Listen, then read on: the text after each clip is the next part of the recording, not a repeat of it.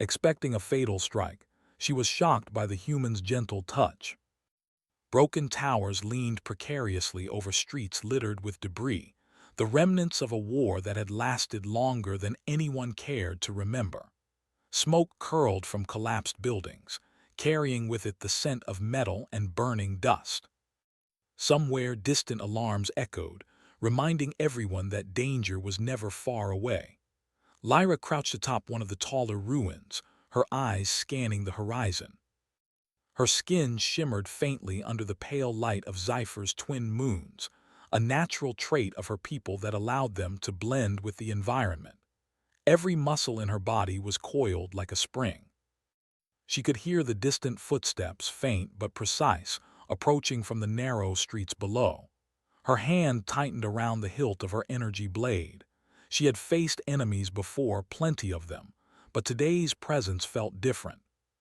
Something about it made her instincts scream a warning she could not ignore. Her breath came slow and controlled, each exhale a silent prayer to stay sharp. Then she saw him. A human, walking calmly, almost leisurely, in the middle of a street that had been turned into a battlefield. Lyra's heart skipped.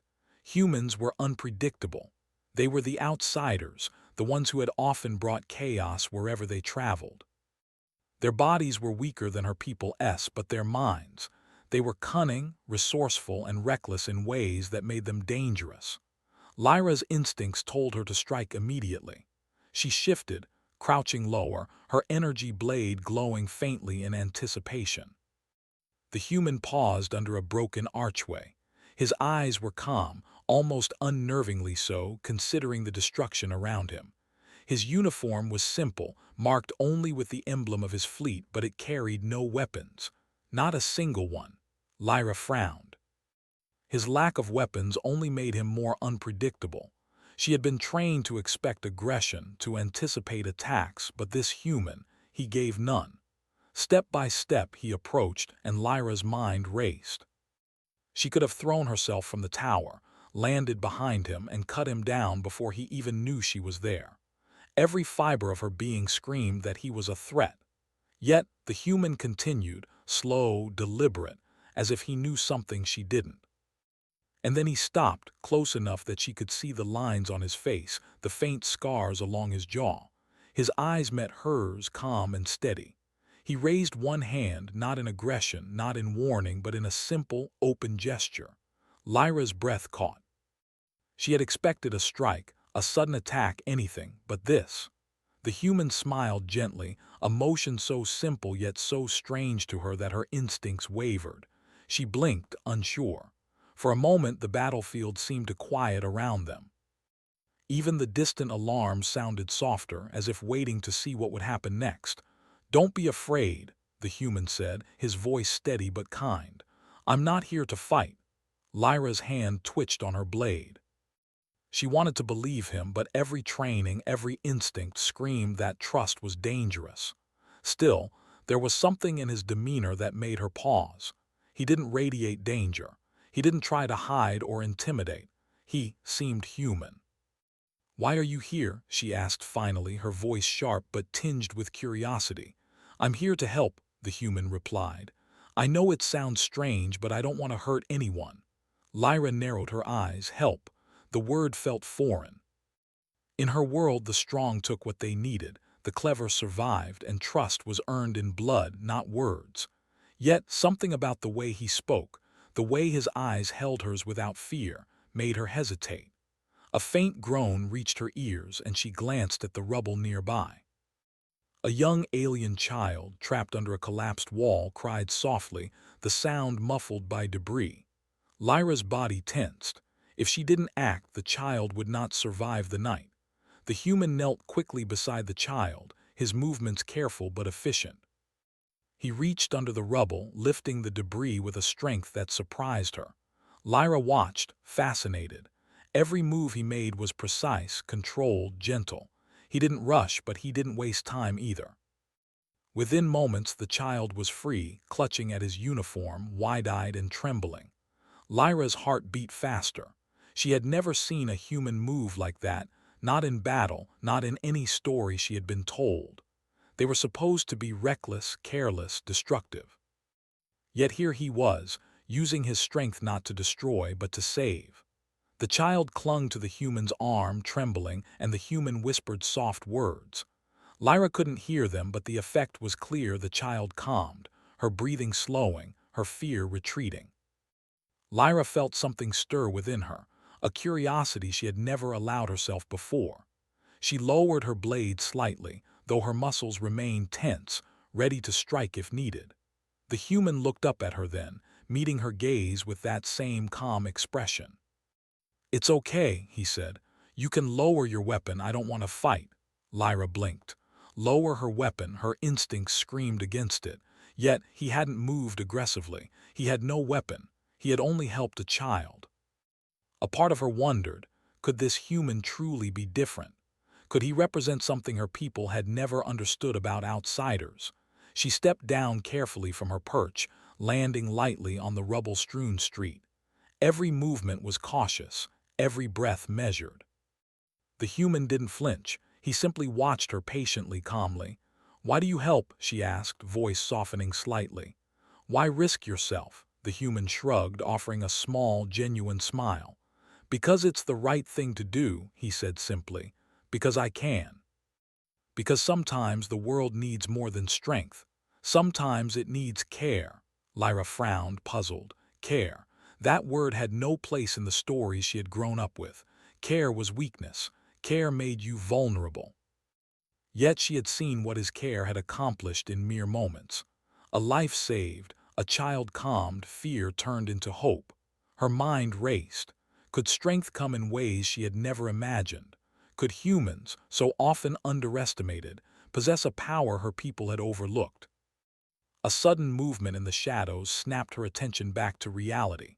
A group of alien warriors emerged from the ruins, their weapons drawn, eyes burning with suspicion and anger. They had seen her interaction with the human and assumed betrayal. "You," one of them shouted, pointing at her. "What are you doing with him? Is he one of them?" Lyra tensed, instinct and curiosity warring inside her. She could strike them down immediately, protect the human, and leave. But something stopped her. Something about this human, about the calm strength in his eyes, made her hesitate. I am not attacking," she said, voice steady despite the tension. "He is not my enemy." The alien warriors hesitated, confused by her words. "He is human. He is a stranger." "You should attack him." "I said he is not my enemy," Lyra repeated, louder this time, her voice cutting through the chaos. "If you want to fight, come at me, but I will not harm him. He has done nothing wrong." The warriors exchanged uneasy glances. None had ever seen her defend a human before. To them, humans were unpredictable, dangerous, unworthy of trust. And yet, here she stood, unwavering, her energy blade glowing faintly but untouched. The human stepped forward, raising his hand slowly. "I don't want to fight," he said again. "I am not your enemy." One of the warriors growled and lunged at him. Lyra reacted instantly, stepping between them, blade at the ready. But the human didn't flinch. He didn't retreat. He simply held his ground, his gaze steady, his posture calm. For a moment the world seemed to hold its breath. Then the warrior collided with the human and was thrown back gently, not harmed but stopped completely. Lyra's eyes widened. How had he done that without force? Without hurting him? The human smiled faintly. "Strength is not always about destruction," he said.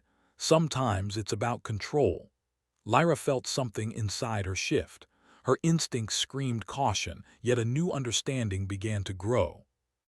This human, this being she had expected to attack, expected to kill, was showing her a strength her people had overlooked. Strength combined with gentleness. Power tempered with care. And in that moment she realized she had been wrong. Humans were not just fragile, reckless creatures. They were something more, something her people might never fully understand. The child clung to the human's side, peeking at the scene with wide, curious eyes. Lyra looked at them both and felt an unfamiliar warmth in her chest. Perhaps, perhaps she had found an ally in a world where allies were rare. Perhaps she had found a new way to survive, one that did not rely solely on violence.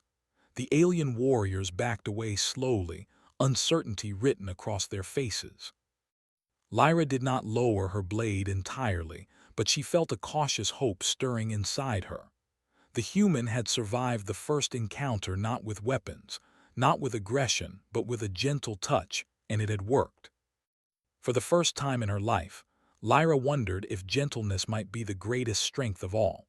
Lyra moved cautiously through the ruined streets, the human following closely behind. The moonlight reflected off the jagged edges of collapsed buildings, casting long shadows that twisted like serpents. Every corner could hide an enemy, every sound a threat, but the presence of the human made the usual tension feel different, less heavy somehow. "You must be careful," Lyra said softly, her voice low. "There are patrols nearby. My people will not tolerate a human in this city." The human nodded. "I understand. I've been trained to move quietly. I won't cause trouble." Lyra glanced at him, studying the way he moved. Humans were slower than her people, less agile, yet he moved with purpose, alert but calm, his eyes scanning everything without the urgency of panic. There was something about him, something that told her he had survived worse than this and would survive whatever came next. "Why are you here?" she asked again. She had asked before, but now, walking beside him, she felt she might finally understand the truth behind his presence. "I've been sent to observe," he said, "and to help where I can. I know it sounds vague, but my mission is to prevent unnecessary deaths, to help those caught in the crossfire." Lyra frowned. "And you expect me to believe that? Humans are not usually so concerned with alien lives." The human's lips curved into a small, gentle smile. "Maybe not all humans, but some of us, we try to be better. We believe that life is valuable even if it's not ours. That doesn't make us weak, it makes us responsible." Lyra was silent, unsure how to respond. She had been raised in a world where strength was shown through action, where survival often meant striking first and asking questions later. And yet here was a human standing beside her, showing a type of strength she had never considered, one rooted in care, in understanding, in patience. They turned a corner and found themselves in a narrow alleyway. The walls were scarred from explosions, blackened with soot. Lyra spotted movement ahead, a wounded alien soldier crawling toward them, clutching a bleeding arm. He saw the human and froze, terror written across his face. Lyra tensed. "He's armed," she whispered. The human shook his head slowly. "No, he's afraid. I can help him." Before she could stop him, the human stepped forward, kneeling beside the wounded soldier. He placed one hand on the alien's shoulder and spoke softly in their language, a language Lyra barely understood, but the tone was soothing. The soldier's body relaxed slightly, fear giving way to trust. Lyra watched in astonishment as the human applied a simple healing technique, pressing carefully on the wound, steadying the bleeding. Within moments, the soldier's panic lessened, and he stopped trembling. You saved me," the soldier whispered, voice shaky. "I thought I would die here." The human nodded, smiling gently. "You will survive, just stay calm and follow my instructions." Lyra felt a stirring in her chest she had never felt before, pride, admiration, perhaps both.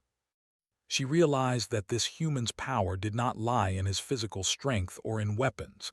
It lay in his ability to influence, to calm, to heal. He was strong in ways she had never encountered. The soldier glanced at Lyra, then at the human. "Why are you helping a stranger?" he asked, confusion and suspicion in his voice. The human's eyes met the soldier's. "Because it is the right thing to do," he said simply. "Because life is worth protecting, even if it belongs to someone you don't know." The soldier looked at Lyra, then down at the ground, ashamed. I thought humans only fought for themselves," he muttered. Lyra's jaw tightened. She had thought the same once before witnessing the human's actions.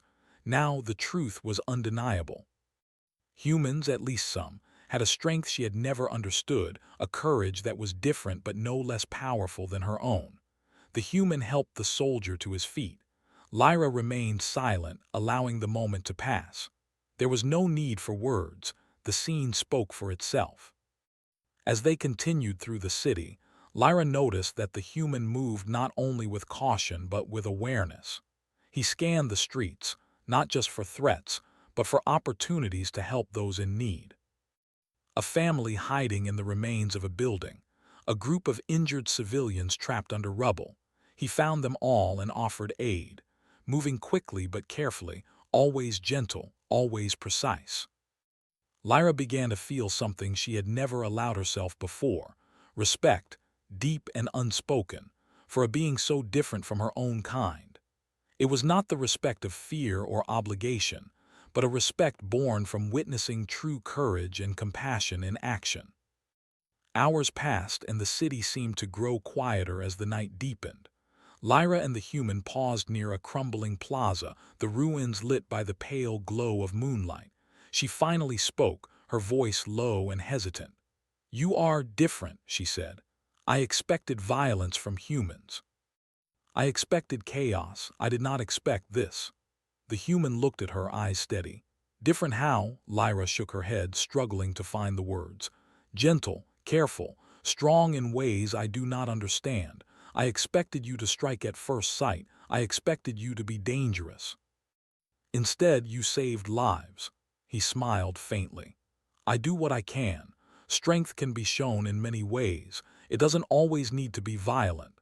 Sometimes it's in protecting, in helping, in choosing to act with care when the world expects you to act with force." Lyra considered his words. She had lived her entire life in a world that valued power above all else, where mercy was rare and weakness was punished. Yet here was a human, showing her that power could take many forms, and that true courage sometimes meant choosing gentleness when everyone expected aggression. A sudden shout broke her thoughts. Lyra turned sharply and saw a group of alien soldiers approaching from the other side of the plaza. Their weapons glinted in the moonlight, and their expressions were filled with anger and suspicion. Lyra's first instinct was to draw her blade, but the human raised a hand, signaling her to pause. "We can handle this," he said calmly. Lyra narrowed her eyes. "Handle it? They are armed," the human nodded. "I know, but fighting is not the only way. Watch me." Lyra hesitated, then stepped back slightly, her blade ready but lowered. The human walked slowly toward the approaching soldiers, hands raised in a gesture of peace. His voice carried clearly across the plaza. "Stop," he said firmly, yet without threat. "I am not your enemy. Lay down your weapons and no one will be harmed." The soldiers paused, confusion flickering across their faces. They had never seen a human approach with such calm authority, such quiet confidence. Their instincts screamed to attack, but something in his demeanor held them in place. Lyra felt her heart race. She had never believed a human could command attention like this, could influence others without force. And yet here it was, proof that strength could be quiet, measured, and still incredibly powerful. One of the soldiers stepped forward, eyes narrowed. "Why should we trust you?" he demanded. The human looked directly at him, steady and unwavering. "Because I have no reason to harm you, because it is better to protect life than destroy it, because the choice to do good is stronger than the choice to fight." For a long moment, silence hung over the plaza. Then slowly the soldiers lowered their weapons, uncertainty still in their eyes but willingness to listen shining through. Lyra exhaled softly, her tension easing. She glanced at the human, who gave her a small, reassuring nod. His calmness was infectious, his gentle strength undeniable. As the night wore on, Lyra found herself walking beside him, learning from his actions as much as his words. He helped her navigate the ruined city, avoiding ambushes, guiding civilians to safety, and diffusing tense situations without a single act of unnecessary violence. By the time the first light of dawn touched the horizon, Lyra realized something profound. She had spent her life believing that strength was measured in aggression, in victory over enemies, in power over others. And yet, in a single night, a human had shown her a new kind of strength, one rooted in empathy, patience, and the courage to act gently in a harsh world. They paused on the edge of the city, overlooking a street that had been cleared of danger. The air was quiet now, the threat of violence momentarily subdued. Lyra turned to the human, her expression thoughtful. "You are not like the humans I have heard about," she said quietly. "You are stronger in ways I never imagined." He smiled faintly. "Strength comes in many forms. Sometimes it's the blade, sometimes it's the shield, and sometimes it's the gentle touch that saves a life when no one else would try." Lyra considered this, the words sinking deep into her mind. She had always expected humans to be dangerous, unpredictable, violent, but she had been wrong. This human, this captain, had shown her that there was another way to survive, another way to protect, and another way to be brave. For the first time in her life, Lyra felt hope, not just for herself, but for her people, for the city, and perhaps even for the fragile possibility of understanding between humans and aliens. And she knew, without a doubt, that the night had changed her forever. Morning light spread slowly over the ruined city of Scifi, touching broken towers and cracked streets with pale gold. For a brief moment, the city looked peaceful, almost whole again. But Lyra knew better. Peace here was always temporary. She stood on a raised platform near the city's inner district, watching smoke rise from distant neighborhoods. Beside her, the human, Captain Ethan Ward, rested against a broken wall, his posture relaxed but alert. He had not slept. Neither had she. "You should rest," Lyra said quietly. "You have done enough for one night." Ethan shook his head gently. "Later, too many people still need help." Lyra studied him. His face showed exhaustion, but his eyes were steady. Humans, she was learning, were strange like that. They could be tired and still keep going, hurt and still help others, afraid and still stand their ground. A low alarm sounded from the city's central spire. Lyra stiffened instantly. "That is not a local alert," she said. "That is a council warning." Ethan straightened. "What does that mean?" "It means the High Command has noticed what happened last night," Lyra replied, "and they will not be pleased." As if summoned by her words, armored figures began to appear at the far end of the plaza. Their armor was darker, heavier than the patrols from before. These were not street soldiers. These were enforcers, elite warriors loyal only to the ruling council. Lyra's hand moved instinctively toward her blade. Ethan placed a gentle hand on her arm. "Wait," he said calmly. She looked at him sharply. "These are not soldiers you can talk down. They exist to enforce obedience." "Then let's give them something better than obedience," Ethan replied. "Let's give them a reason to stop." The enforcers approached in tight formation, weapons raised but not firing. Their leader stepped forward, tall and rigid, his helmet reflecting the morning light. "Lyra of Scifi," the enforcer said coldly. "You are accused of harboring a human, aiding enemy forces, and spreading disorder among the population." Lyra lifted her chin. "I have done none of those things." "You defended a human," the enforcer replied. "That is enough." Civilians had begun to gather at the edges of the plaza. Families Ethan had helped, wounded soldiers he had treated, children who remembered his calm voice in the dark. They watched silently, fear and hope mixed in their eyes. Ethan stepped forward. "I am the human you are looking for," he said evenly. "If you want someone, take me." Lyra turned on him. "No." The enforcer studied Ethan with open contempt. "You have no authority here, human." Ethan nodded. "That's true. I don't have power. I don't have rank in your society. All I have is what I did last night." He gestured gently toward the crowd. "I helped your people. I did not attack them. I did not weaken your city. I strengthened it." The enforcer laughed once, sharp and humorless. "Strength is control, fear, order." Ethan met his gaze without flinching. "No, strength is keeping people alive when it's easier to let them die." A murmur rippled through the crowd. Lyra felt her heart pounding. This was dangerous. Words alone rarely stopped enforcers. The enforcer raised his weapon. "Enough." Before he could fire, a wounded soldier stepped forward from the crowd, the one Ethan had helped in the alley. "He saved me," the soldier said, voice shaking but loud. "I would be dead without him." Another voice joined. "He carried my child out of the rubble. He treated our injuries. He stopped the fighting." One by one the people spoke, not shouting, not rebelling, simply telling the truth. The enforcer hesitated. Lyra saw the opening and took it. "You rule this city," she said firmly, "but you do not protect it. Last night while you watched from safe towers, this human walked unarmed through fire and rubble. He did what you would not." Silence fell over the plaza. The enforcer's grip tightened on his weapon. "You question the council?" "Yes," Lyra answered. "I do." For a long moment, Lyra thought violence was inevitable. She shifted her stance, ready to defend Ethan with her life if needed. Then something unexpected happened. The enforcer lowered his weapon, not fully, just enough. "This situation will be reviewed," he said stiffly. "Until then, the human is not to be harmed." Gasps spread through the crowd. The enforcers turned and withdrew, their formation tight but their certainty shaken. Lyra exhaled slowly, only now realizing how close she had come to losing everything. Ethan looked at her. "You stood your ground." "You stood yours first," she replied. The relief was short-lived.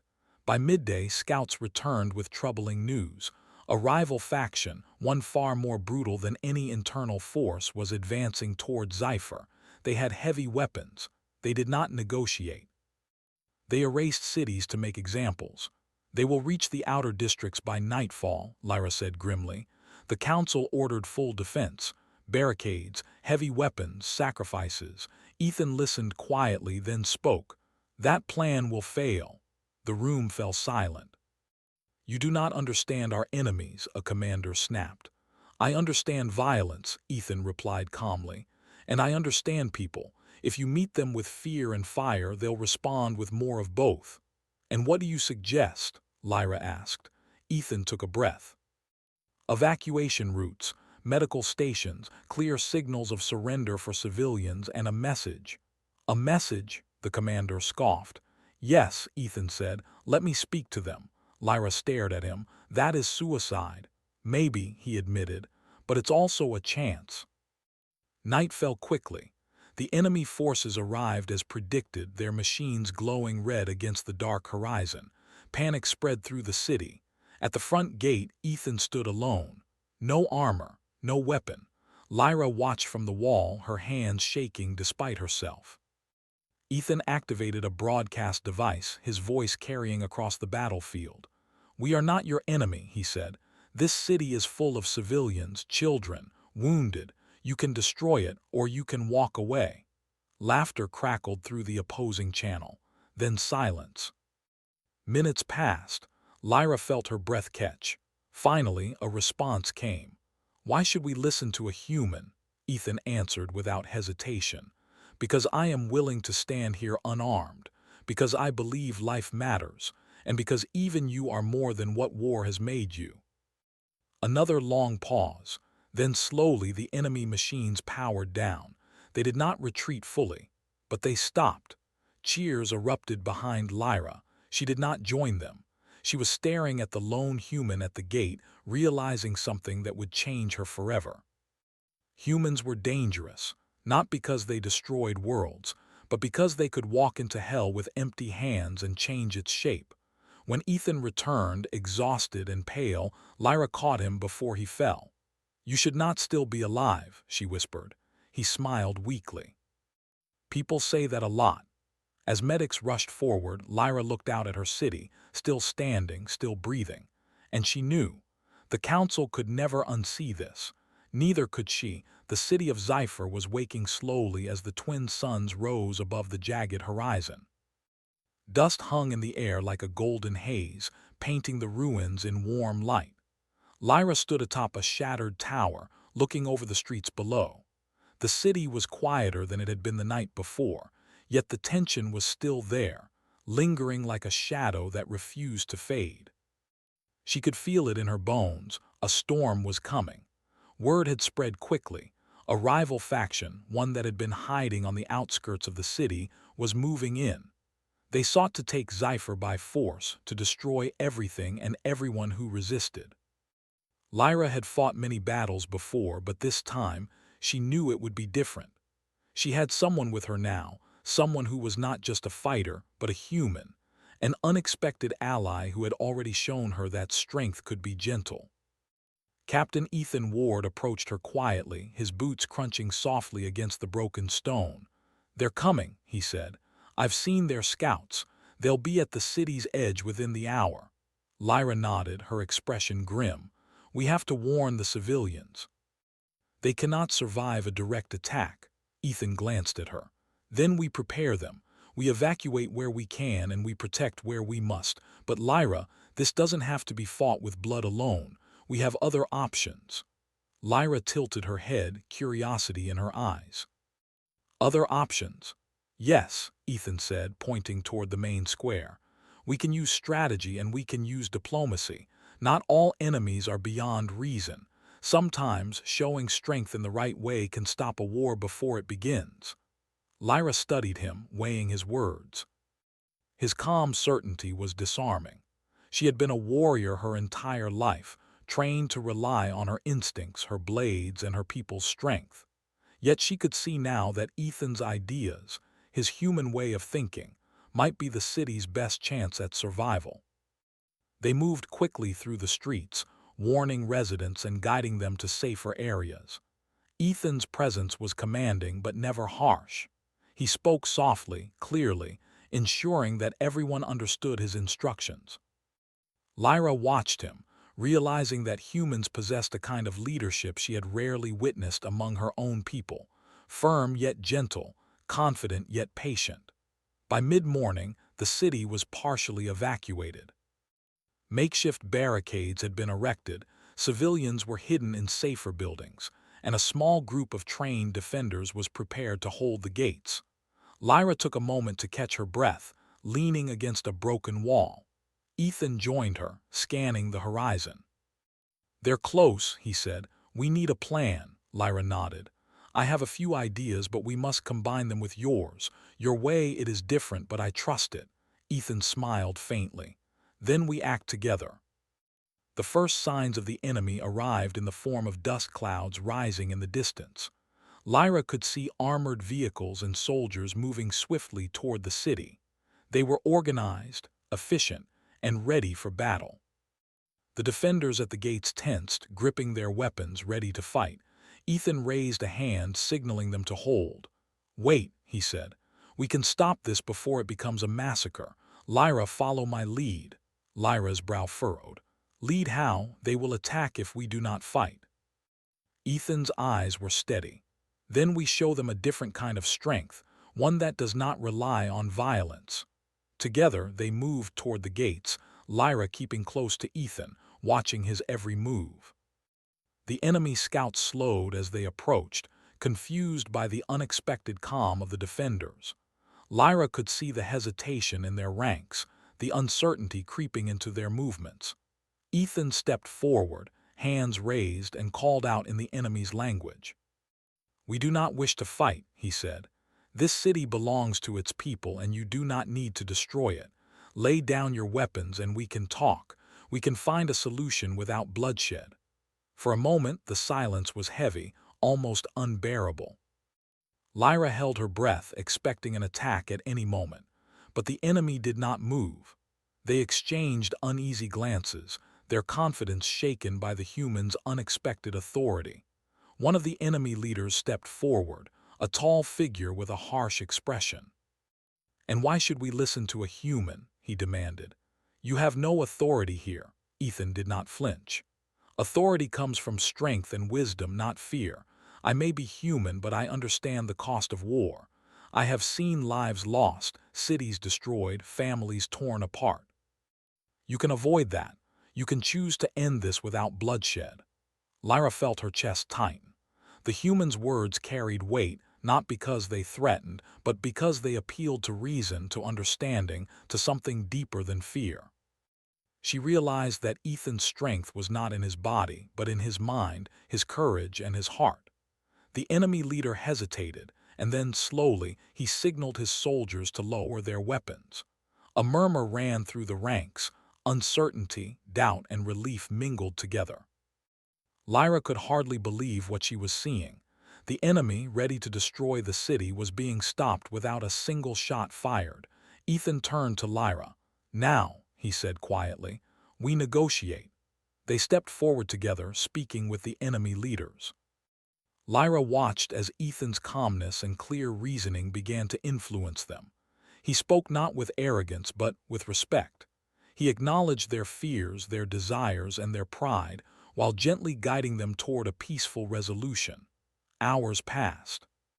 Words were exchanged, plans discussed, and slowly a truce took shape. The enemy agreed to withdraw from the city, to avoid unnecessary bloodshed, and to allow Zypher's residents to rebuild. Lyra felt a surge of relief mixed with admiration. She had never imagined that humans could wield such influence without violence, and yet here was proof before her eyes. As the enemy retreated, Lyra turned to Ethan. I did not believe it was possible," she admitted. "Your way, your strength, it has saved this city." Ethan shook his head, smiling faintly. "We saved it together. Your people's courage and skill combined with understanding and care. This is how victory is truly achieved, not through destruction but through cooperation." Lyra nodded slowly, feeling a deep respect for him. She realized that the lessons she had learned that night and in the hours that followed would stay with her forever. Humans were not merely survivors. They were capable of greatness, of influencing others through courage, empathy, and careful thought. The city began to stir as residents emerged from their hiding places, cautiously inspecting the streets and ruins. Lyra guided them, helping to organize efforts to repair damage and provide for the injured. Ethan moved among them, offering encouragement, assistance, and reassurance. Together they inspired hope, something the city had lacked for too long. By evening, Zypher looked different. The ruins were still there, but the streets were filled with movement, with people working together, rebuilding and restoring. Lyra stood atop a small hill overlooking the city, watching the scene below. She felt a sense of pride she had never known, a pride not in battle or conquest, but in survival, in life preserved, in hope restored.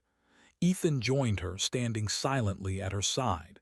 "The city will recover," he said. "It will be stronger because of what happened today."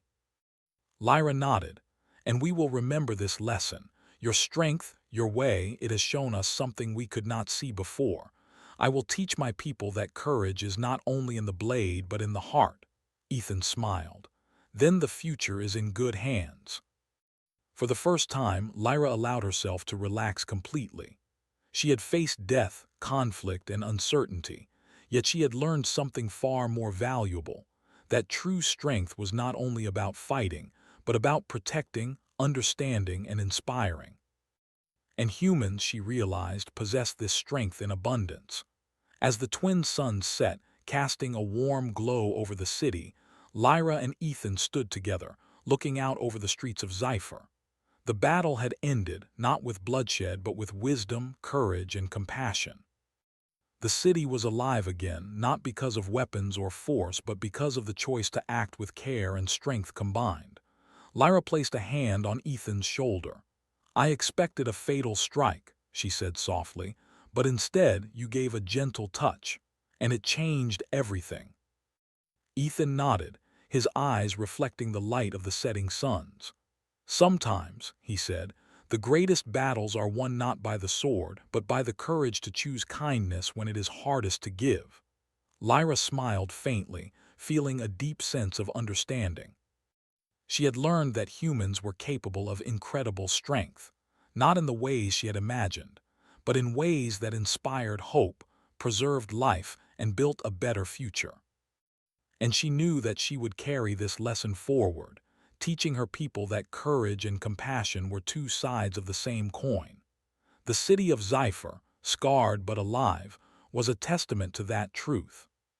And as night fell, Lyra looked up at the stars, feeling a sense of promise she had never known. The human beside her had changed her world, and together they had shown that even in a harsh and dangerous galaxy, hope, empathy, and gentle strength could triumph over fear and destruction. For the first time in her life, Lyra believed not only in survival, but in the power of humanity, and in the possibility of a future where strength was measured not by the ability to destroy, but by the courage to protect and inspire. Expecting a fatal strike, she was shocked by the human's gentle touch.